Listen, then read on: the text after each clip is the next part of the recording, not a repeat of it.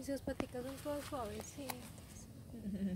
Pero con alfilercitos. Y sus ojos son se le ven ahí azules. Parecen unos ratoncitos.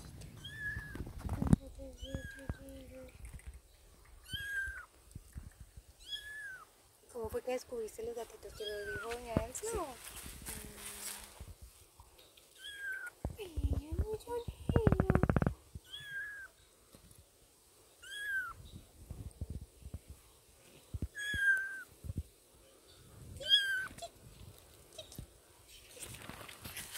¿Molestando a tu hermanito? No será verdad. No será verdad. No será verdad. ¿Molestando? Sí, ese tiene las paticas blancas y la colita blanca. Sí, este que está muy activo lo voy a sacar de aquí y lo voy a poner con su hermanito.